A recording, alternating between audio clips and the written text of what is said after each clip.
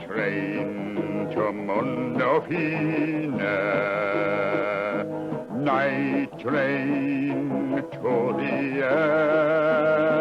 end, running hard and running fast to meet my future and away from my past, taking the gamble that cannot last, night train to the end. Hell's ride to Mundofine, hell's ride to the end. Sold my soul to the devil's pen, he draws me hard with a merciless hand, and all I bought is a handful of sand, night train to the end. Welcome to Frater SH Night Show. I am your host Sir Peter Pendragon, and this is the show about all things weird and strange.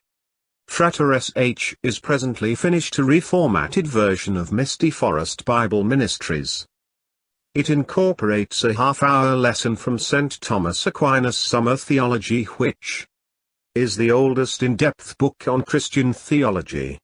The second part is a reconstruction or reenactment of a 15th century Catholic Mass. This is a pristine Mass before all the modernist changes made the Catholic Church a complete mess. Frater describes his church as a pre-Reformation church. It uses the Septuagint for the Old Testament or Vulgate Old Testament, which is similar. The New Testament is Greek, but the Douay-Rheims Bible is the closest to translating it closely. The Douay-Rheims is one of the few English Bibles to have stayed close to the original Greek texts. The modern Bibles utilize the Masoretic Hebrew for the Old Testament, and there are errors in the actual Hebrew. The Masoretic Hebrew is not there. Same Hebrew Moses or David used. They used Paleo-Hebrew. That looks like rune designs. First a word about Sederingrad Productions, and then we will have paranormal news. Welcome to Sederingrad Productions. We specialize in spiritual books, comic books and old public domain books that have long been forgotten. We also have done artwork for war, history books and fiction-based works. We recommend our Ethiopic Holy Bible Volume 1 that is quite popular and attempts to bring the Book of Enoch back into the Bible's list of books. The Ethiopic Holy Bible Volume 1 also has a few selections from Josephus, a Jewish historian. And also the book has Jubilees and the Apocrypha, which is also available in Catholic Bibles. Frater SH is an esoteric researcher who is out to reveal ancient knowledge, both known and forbidden. Frater SH has appeared on Joshua P. Warren's Speaking of Strange, Kevin Smith's show, UFO Show, and Ghost Chronicles International with Ron Clerk and Richard Felix, the historian from Most Haunted on the Travel Channel. You can find Frater's Conspiracy Spirituality store at http://www.lulu.com/spotlight/frater. Welcome back, and now paranormal news. UFO light mesmerizes Pennsylvania witness. Picture photo of witness arm with punctures discovered the morning after the UFO incident. Credit, MUFON. By Roger Marsh. A Pennsylvania witness at Camp Hill reported watching a circle-shaped light the size of a house hovering at the tree line that appeared to mesmerize both the witness and a dog, and may be related to bite marks that turned up on the witness's arm, according to testimony in Case 80-2029 from the Mutual UFO Network, MUFON, Witness Reporting Database. The witness's dog woke the witness at 2:17 a.m. on January 7, 2017, and was immediately taken outside to the backyard. She immediately ran around the pool 4 times, without ever stopping to go to the bathroom, and then stopped in the middle of my yard, facing the field behind my backyard, the witness stated. All of a sudden, A bright light appeared at the end of this field. The witness described the light. It was perfectly round and was about the size of a house. The light was hovering slightly above the trees. There was no origination point, either above, below, left or right, to this light. The light tiled downward and, at that point, there. Light appeared to be oval-shaped. The edges of the light were defined, with no shadows or extending light from it. There were no noises or sounds. As a matter of fact, everything was unusually still and very dark that evening. The witness became frozen and mesmerized by the light source. My dog was also frozen. She did not move. The light lasted approximately 7 seconds and then disappeared quickly. As soon as the light disappeared, my dog ran to the front of the fence facing the front yard, street, and began growling. She growled 4 separate times and then stopped. I immediately called for her, and we went into the house. When I came inside, I checked the clock. It was 2:24 a.m. I looked out the front window to see if I could see anything or to justify why she was growling. I did not see anything, but I did not go outside in the front yard. Honestly, I was scared at that point. But when the witness woke the next morning reporting a sore left forearm, I brought my dog downstairs and then looked at my arm. It was bleeding, swollen and red. The area that was swollen was about the size of a golf ball. Within this swollen area were 4 bite marks. The 4 red bite marks were positioned to look like a smile. Above this smile is 1 additional bite mark which is located above and in the center of the 4 marks. The swelling is down and the redness is gone. However, as of February 12, 2017, there is still 1 red bite mark on my arm. The spot still itches and is slightly raised. It feels like something is under this spot. When I awoke from sleeping, I realized I had fallen into a deep sleep.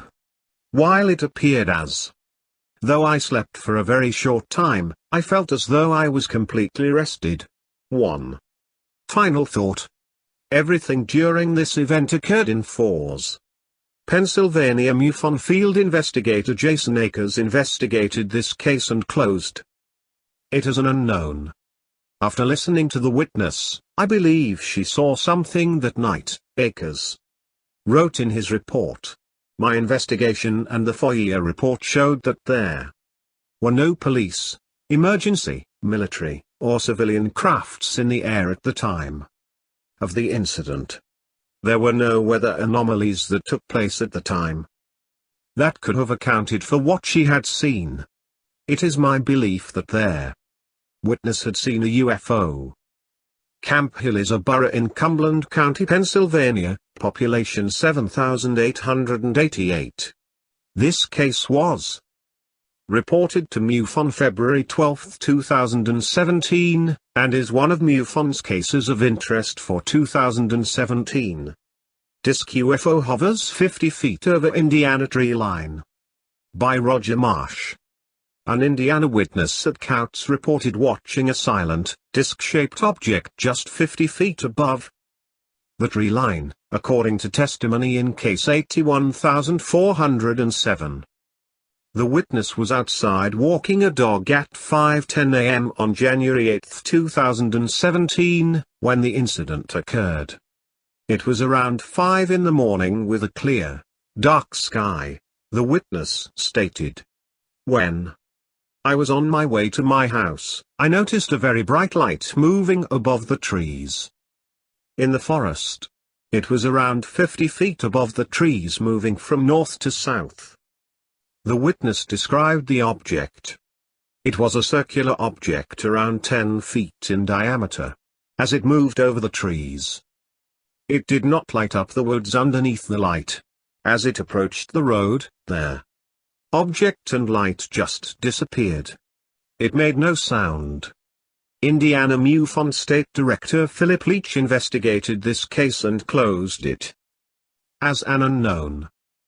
The object hovered in place for around 1 minute and then began to come out of the wood line heading towards a cornfield, Leach stated in his report. Witness describes the object reacting as if it had seen him, with the result being there. Bright, white light just shut off. The witness advised that the event did not cause his canine to react in any way. No time loss, due to the witness being on somewhat of a timeline to walk the dog before work. The witness did describe the morning as being eerie, which somewhat concerned him during and before the walk. Of special note, the witness did describe the white light as not shining on their trees or landscape, just illuminating the object itself. Katz is a town in Pleasant Township, Porter County, Indiana. The population was 1,879 at the 2010 census. Green Disc UFO report under 100 feet over New Mexico. By Roger Marsh. A New Mexico witness at Pojoke reported watching a bright green, disc-shaped object less than 100 feet off the ground, according to testimony in case 81321 from the Mutual UFO Network, MUFON, Witness Reporting Database. The witness was driving with her husband from Taos County to Santa Fe at 6:20 p.m. on January 3, 2017, when the incident began. I saw a bright, strobing object heading south on the west side of the highway just as we were coming up to the exit for Los Alamos, the witness stated. Near Pojoke in the stores and gas stations and casino that are at that point on the road. The witness was headed northbound. It was less than 100 feet elevation. Very bright green. It seemed to be a spiraling or spinning pattern to it and round, but flat. I think it seemed to spiral on the bottom of it, but it may have been more spherical.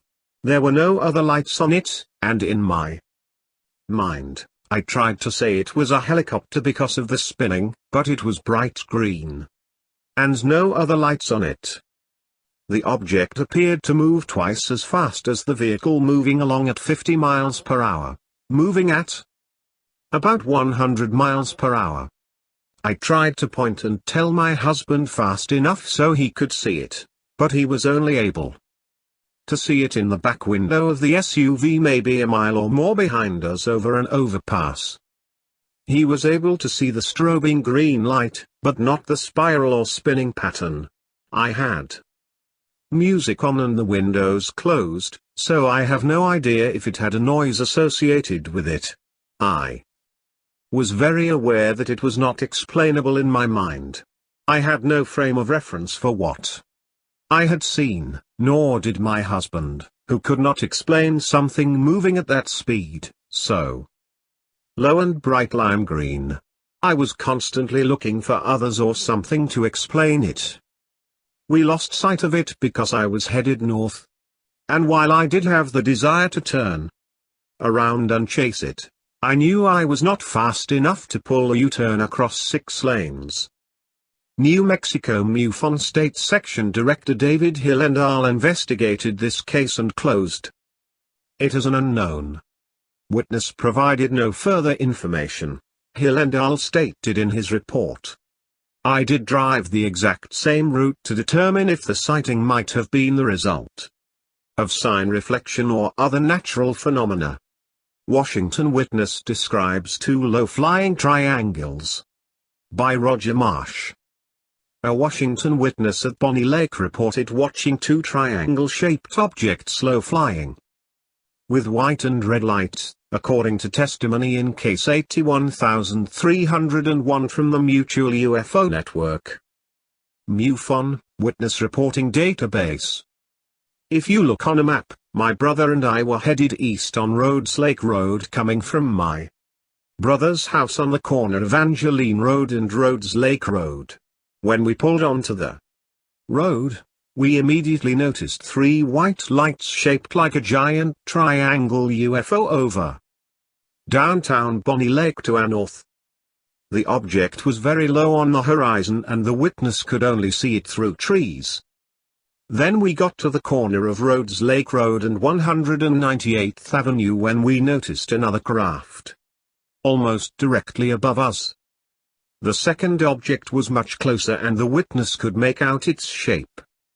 It was illuminated by white and red lights and was triangular with rounded corners, but 3D. Obviously. It was slowly spinning. I noticed it wasn't moving and then it immediately started moving west about as fast as you see a plane move, but this was much closer than a plane, so it must have been going much slower than that.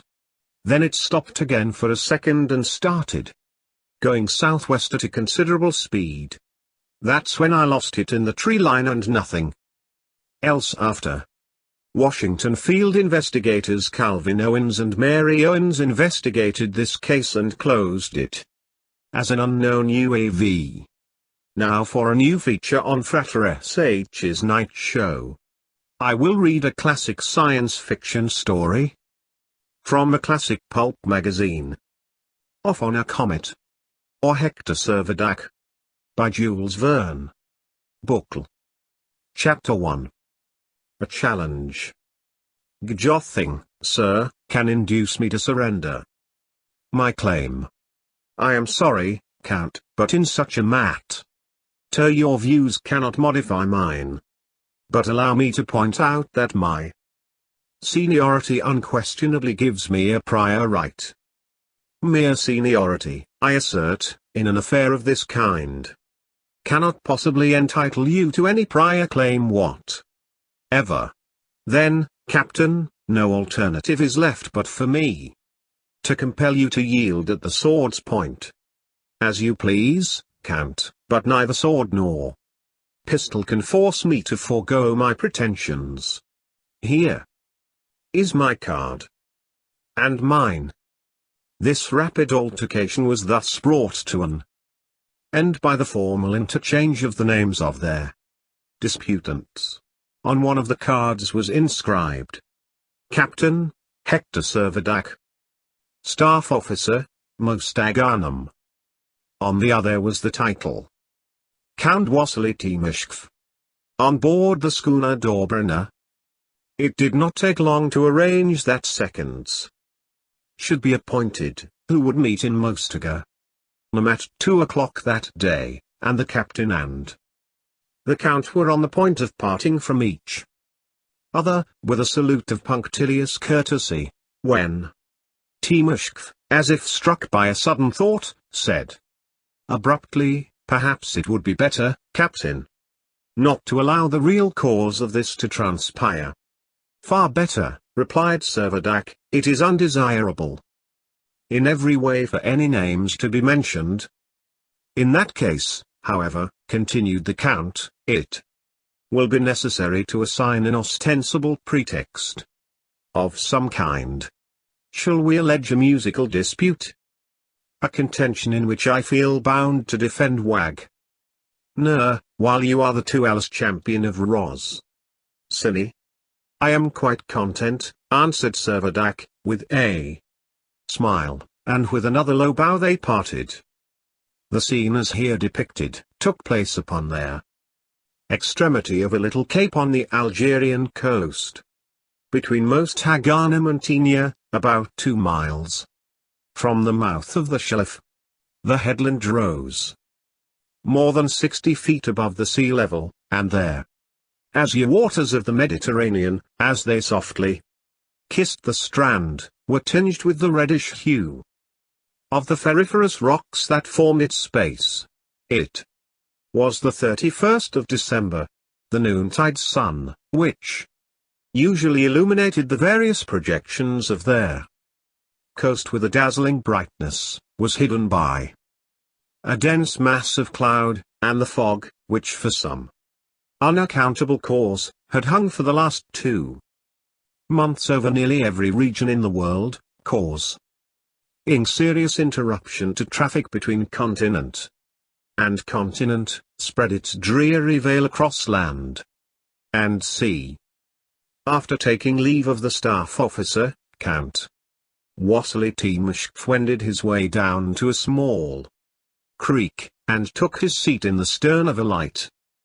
For all that had been awaiting his return, this was immediately pushed off from shore, and was soon alongside a pleasure yacht, that was lying to not many cable lengths away.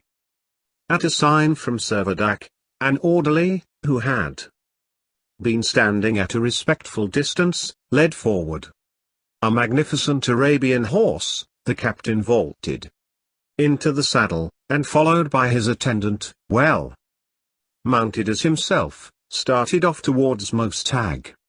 The Nem. It was 12:30 when the two riders crossed the bridge that had been recently erected over the Shilif, and a quarter of an hour later there. Amazing stories. Steeds, flecked with foam, dashed through the mass. Kara Gate, which was one of 5 entrances, opened in the embattled wall that encircled the town. At that date, Mostag contained about 15,000 inhabitants, 3,000 of whom were French. Besides being one of the principal district towns of the province of Oran, it was also a military station. Mostag rejoiced in a well-sheltered harbor, which enabled it to utilize all the rich products of the Mina and the lower Shelif. It was the existence of so good a harbor amidst the exposed cliffs of this coast that had induced their owner of the Dobrigna to winter in these parts, and for 2 months the Russian standard had been seen floating from her yard, whilst on her masthead was hoisted the pennant of the French Yacht Club, with the distinctive letters H, C, W, T, the initials of Count Timashkov. Having entered the town, Captain Servadac made his way towards Matmore, the military quarter, and was not long in finding 2 friends on whom he might rely, a major of the 2nd Fusiliers, and a captain of the SDH artillery. The 2 officers listened gravely enough to Servadac's request that they would act as his seconds in an affair of honor, but could not resist a smile on hearing that the dispute between him and the Cat had originated in a musical discussion. Surely, they suggested, the matter might be easily arranged, a few slight concessions on either side, and all might be amicably adjusted. But no representations on their part were of any avail. Hector Servadac was inflexible. No concession is possible, he replied, resolutely. Rossini has been deeply injured, and I cannot sue for the injury to be unavenged. Wagner a fool. I shall keep my word. I am quite firm. It so, then, replied one of the officers, and after all, you know, a sword cut need not be a very. Certainly not, rejoined Servadac, and especially in my case, when I have not the slightest intention of being wounded at all. Incredulous as they naturally were as to their assigned cause of the quarrel, Servadac's friends had no alternative but to accept his explanation. And without further parley they started for the staff office, where, at 2 o'clock precisely, they were to meet the seconds of Count Timashkov. 2 hours later they had returned. All the preliminaries had been arranged. The Count, who like many Russians abroad was an aide-de-camp of the Tsar, had of course proposed swords as the most appropriate weapons, and the duel was to take place on the following morning, the 1st of January, at 9 o'clock, upon the cliff at a spot about a mile and a half from the mouth of the Shelif, with the assurance that they would not fail to keep their appointment with military punctuality. The 2 officers cordially wrung their friend's hand and retired. to the Zulma Cafe for a game at piquet. Captain Servadac at once retraced his steps and left their town. For the last fortnight Servadac had not been occupying his proper lodgings in the military quarters, having been appointed to make a local levy. H had been living in a gorby, or native hut, on the most Aghanam coast, between 4 and 5 miles from the Shelif. High 3 orderly was his sole companion, and by any other man than the captain there, enforced exile would have been esteemed little short of a severe penance. On his way to the gorby, his mental occupation was a very laborious effort to put together what he was pleased to call a rondo, upon a model of versification all but obsolete. This rondo, it is unnecessary to O'Neill, was to be an ode addressed to a young widow by whom he had been captivated, and whom he was anxious to marry, and the tenor of his muse was intended to prove that when once a man has found an object in all respects worthy of his affections he should love her in all simplicity. Whether the aphorism was universally true was not very material to the gallant captain, whose sole ambition at present was to construct a round lay of which this should be the prevailing sentiment. He indulged the fancy that he might succeed in producing a composition which would have a fine effect here in Algeria, where poetry in that form was all but unknown. I know well enough, he said repeatedly to himself, what I want to say. I want to tell her that I love her sincerely, and wish to marry her, but, confound it, the words won't rhyme. Plague on it. Does nothing rhyme with simplicity? Ah, I have it now. Lovers should, they be, love in all simplicity. At what next? How am I to go on? I say, Ben Zoof, he called aloud to his orderly, who was trotting silently close in his rear, did you ever compose any poetry? No, Captain, answered the man promptly, I have never made any verses, but I have seen them made fast enough at a booth during the fete of Montmartre. Can you remember them? Remember them? To be sure I can. This is the way they began. Come in. Come in. You'll not repent the entrance money you have spent. The wondrous mirror in this place reveals your future sweetheart's face. Bosh! Cried Servadac in disgust, your verses are detestable trash. As good as any others, Captain, squeaked through a reed pipe. Hold your tongue, man, said Servadac peremptorily, I have made another couplet.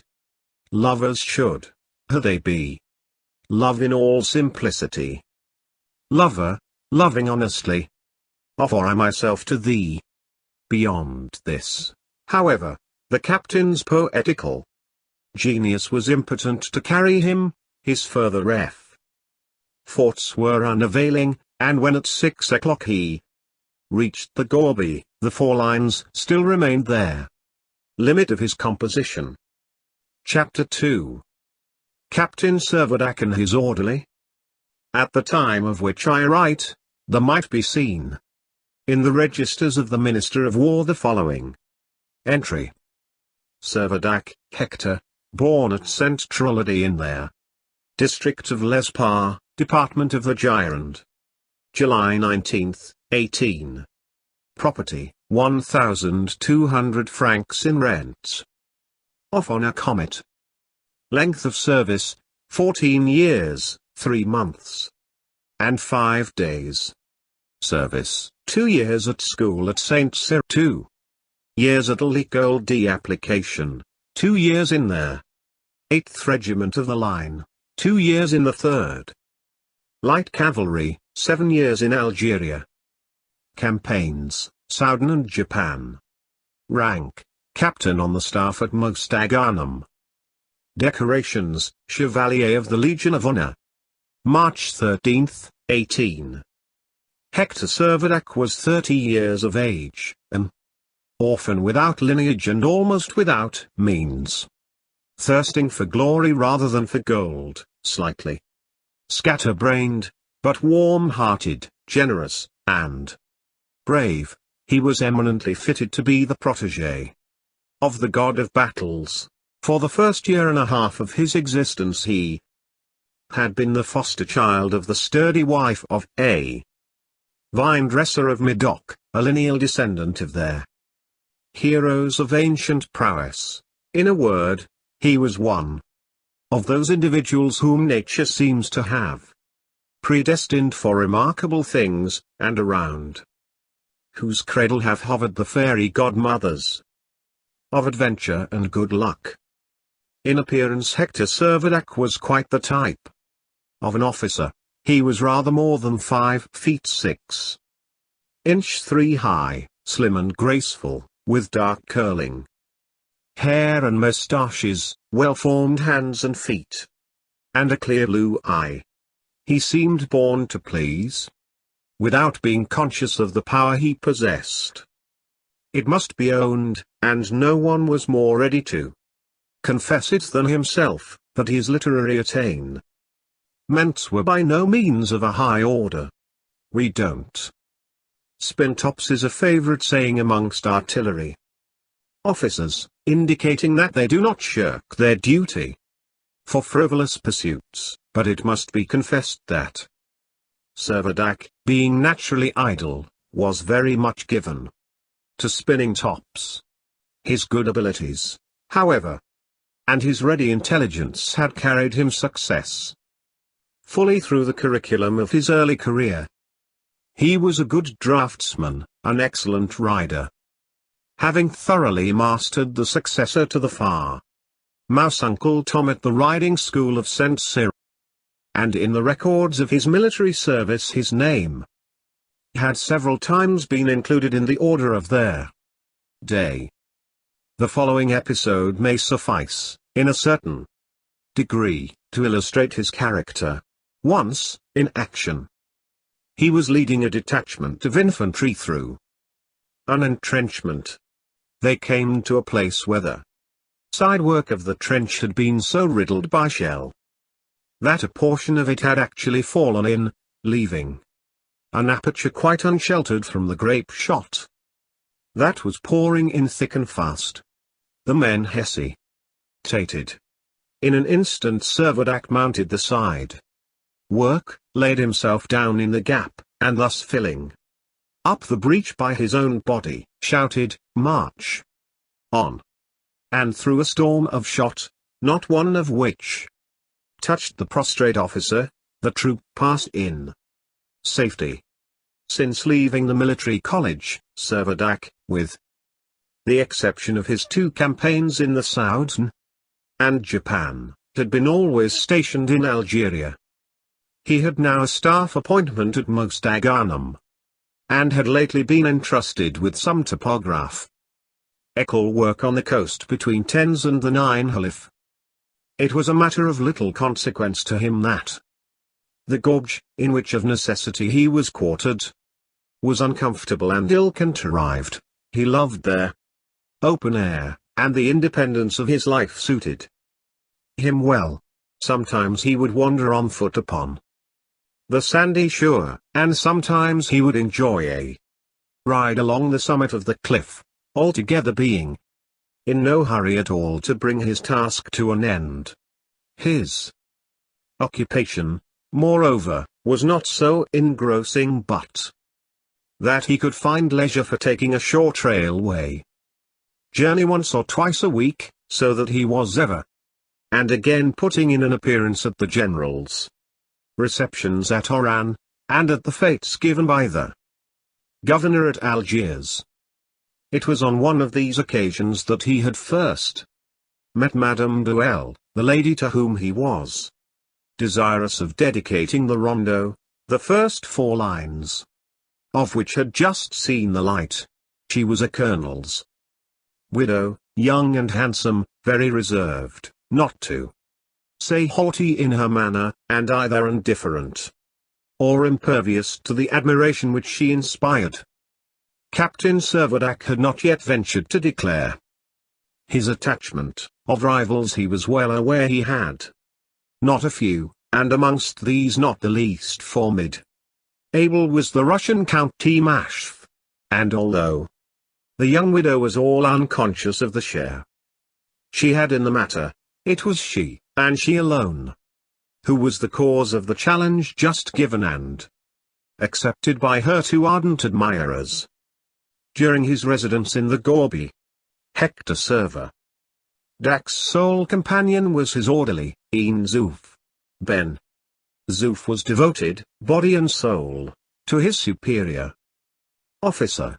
His own personal ambition was so entirely absorbed in his master's welfare, that it is certain no offer of promotion, even had it been that of aide-de-camp to the Governor-General of Algiers, would have induced him to quit that master's service. His name might seem to imply that he was a native of Algeria, but such was by no means the case. His true name was Laurent. He was a native of Montmartre in Paris, and how or why he had obtained his patronymic was one of those anomalies which the most sagacious of etymologists would find it hard to explain. Born on the hill of Montmartre, between their Solferino Tower and the mill of La Galette, Ben Zuf had ever possessed the most unreserved admiration for his birthplace, and to his eyes there heights and district of Montmartre represented an epitome of all the wonders of the world. In all his travels, and these had been not a few, he had never beheld scenery which could compete with that of his native home.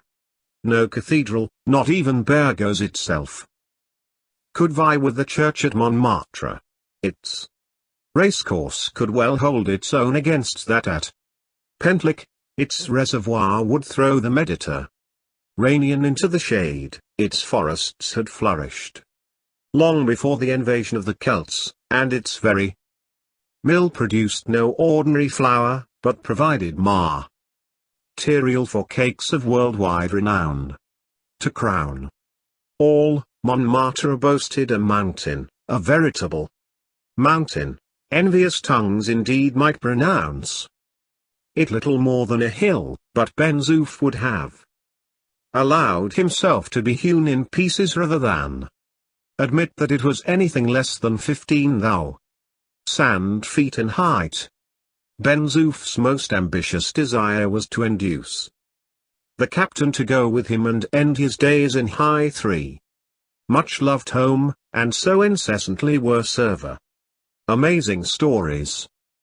Dax's besieged with descriptions of the unparalleled beauties and advantages of this 18th arrondissement of Paris, that he could scarcely hear the name of Montmartre without a conscious thrill of aversion. Ben Zuf, however, did not despair of ultimately converting the captain, and meanwhile had resolved never to leave him. When a private in the 8th Cavalry, he had been on their point of quitting the army at 28 years of age, but unexpectedly he had been appointed orderly to Captain Servadac. Side by side they fought in 2 campaigns. Servadac had saved Ben Zuf's life in Japan. Ben Zuf had rendered his master a like service in the Soudan. The bond of union thus effected could never be severed, and although Ben Zuf's achievements had fairly earned him the right of retirement, I firmly declined all honors or any pension that might part him from his superior ear. 2 stout arms, an iron constitution, a powerful frame, and an indomitable courage were all loyally devoted to his master's service, and fairly entitled him to his soi-disant designation, or the rampart of Montmartre. Unlike his master, he made no pretension to any gift of poetic power. But his inexhaustible memory made him a living encyclopedia, and for his stock of anecdotes and troopers' tales he was matchless, thoroughly appreciating his servant's good qualities. Captain Servadac endured with imperturbable good humor those idiosyncrasies, which in Lee's faithful follower would have been intolerable, and from time to time he would drop a word of sympathy that served to deepen his subordinate's devotion. On one occasion, when Ben Zoof had mounted high 3 hobby horse, and was indulging in high-flown praises about his beloved 18th arrondissement, the captain had remarked gravely, "Do you know, Ben Zoof, that Montmartre only requires a matter of some 13,000 feet to make it as high as Montana Blanc?" Ben Zoof's eyes glistened with delight, and from that moment Hector Servadac and Montmartre held equal places in his affection. Interrupted effusions, composed of mud and loose stones, and covered with a thatch of turf and straw, known to the natives by the name of Driss, the Gorby, though a grade better than the tents of the nomad Arabs, was yet far inferior to any habitation built of brick or stone. It adjoined an old stone hostelry, previously occupied by a detachment of engineers, and which now afforded shelter for Ben Zoof and the 2 horses. It still contained a considerable number of tools, such as mattocks, shovels, and pickaxes. Uncomfortable as was their temporary abode, Servadac and his attendant made no complaints. Neither of them was dainty in the matter either of board or lodging.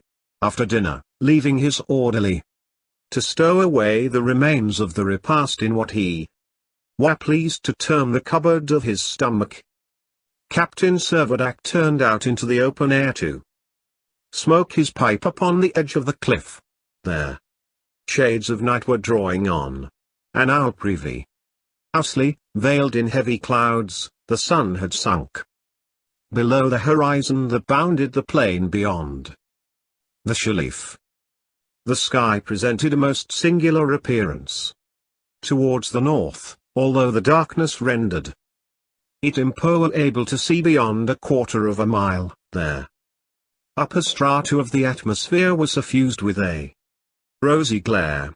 No well-defined fringe of light, nor arch of luminous rays, betokened a display of aurora borealis, even had such a phenomenon been possible in these latitudes, and the most experienced meteorologist would have been puzzled to explain the cause of this striking illumination on this 31st of December, the last evening of the passing year. But Captain Servadac was no meteorologist, and it is to be doubted whether, since leaving school, he had ever opened his course of cosmography. Besides, he had other thoughts to occupy his mind. The prospects of the morrow offered serious matter for consideration. The captain was actuated by no personal animosity against the Count, though rivals, the 2 men regarded each other with sincere respect. They had simply reached a crisis in which one of them was the trap, which of them, fate must decide. At 8 o'clock, Captain Servadac re-entered their Gorby, the single apartment of which contained here bed, a small writing table, and some trunks that served instead of cupboards. The orderly performed his culinary operations in the adjoining building, which he also used as a bedroom, and where, extended on what he called his good oak mattress, he would sleep soundly as a dormouse for 12 hours at a stretch. Ben Zoof had not yet received his orders to retire, and ensconcing himself in a corner of the Gorby, he endeavored to doze, a task which the unusual agitation of his master rendered somewhat difficult. Captain Servadac was evidently in no hurry to betake himself to read, but seating himself at his table, with a pair of compasses and a sheet of drawing paper, he began to draw, with red and blue crayons, a variety of colored lines, which could hardly be supposed to have much connection with a topographical survey. In truth, his actor of staff officer were now entirely absorbed in that of Gascon poet, whether he imagined that their compasses would bestow upon his verses the measure of a mathematical accuracy, or whether he fancied that the party-colored lines would lend variety to his rhythm. It 13 impossible to determine, be that as it may, he was devoting all his energies to their compilation of his rondo, and supremely difficult he found the task. Hang it! He ejaculated, whatever induced me to choose this meter? It is as hard to find rhymes as to rally fugitives in a bat. But, by all the powers, it shan't be said that a French officer cannot cope with a piece of poetry. One battalion has fought, now for the rest. Perseverance had its reward. Presently 2 lines, one red, the other blue, appeared upon their paper, and the captain murmured, "Words, mere words, cannot avail. Telling true heart apostrophe 3 tender tale." "What on earth ails my master?" muttered Ben Zoof. For the last hour he has been as fidgety as a bird returning after its winter migration. Servadac suddenly started from his seat, and as off on a comet, he paced the room with all the frenzy of poetic inspiration. "Read out. Empty words cannot convey all a lover's heart would say."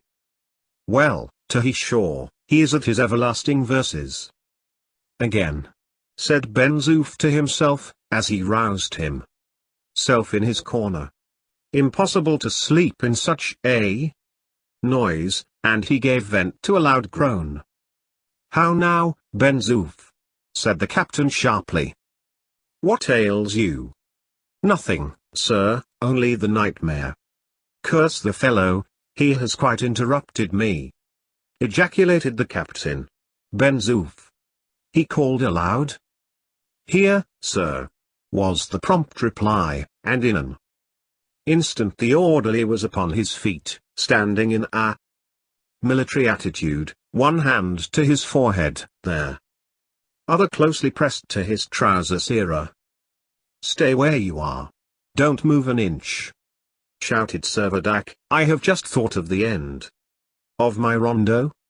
And in a voice of inspiration, accompanying his words with dramatic gestures, Servadac began to declaim. "Listen, lady, to my vows. 0, consent to be my spouse. Constant ever I will be. Constant." No closing lines were uttered. All at once, with unutterable violence, the captain and his orderly were dashed, face downwards, to the ground. To be continued. That was our show, and thank you all. Vid me thanks to Frater SH and Sir Peter Pendragon.